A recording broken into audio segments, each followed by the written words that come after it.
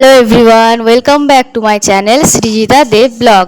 আশা করি আপনারা সকলে খুব ভালো আছেন আর সকলকে জানাই শুভ অক্ষয় তৃতীয়ার শুভেচ্ছা।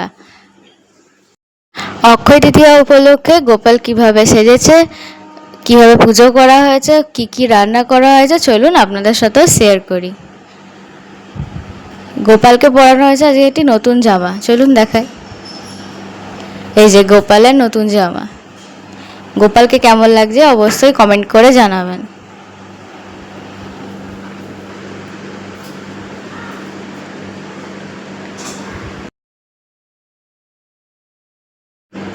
আর দুপুরের মেনুতে কি কি রান্না হয়েছে চলুন সেগুলোও আপনাদেরকে দেখাই।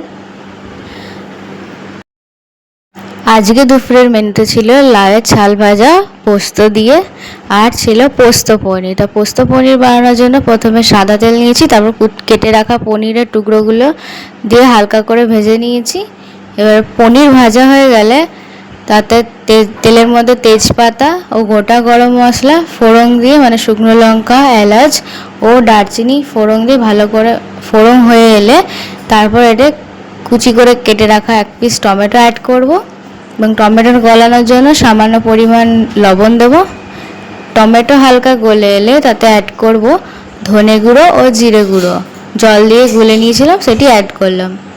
এরপর এতে অ্যাড করব পোস্ত, কাজু, চারমগজ আর কিশমিশ বেটে রাখা পেস্টটি, ভালো করে কষিয়ে নিয়ে নেব।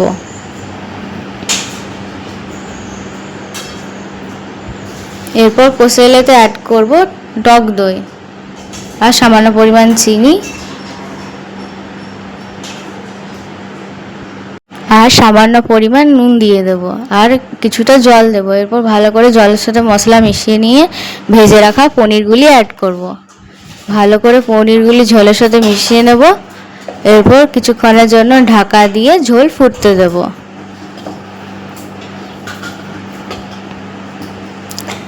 ঝোল ফুটে এলেই রেডি হয়ে যাবে আমাদের পোস্ত পনির। আর এদিকে রয়েছে চিকু, চিকুর জন্য চিকুর ভাত রেডি করা হয়েছে, চিকু খাবে। আর ভাতের সাথে কি কি খেয়েছি চলুন আপনাদেরকে দেখায়। যে ভাত, লাউয়ের ছাল ভাজা পোস্ত দিয়ে, লাউয়ের তরকারি, পোস্ত পনির আর দই। তো আজকের ভিডিওটি কেমন লাগলো অবশ্যই জানাবেন এবং চ্যানেলটিকে লাইক, শেয়ার অ্যান্ড সাবস্ক্রাইব করতে ভুলবেন না।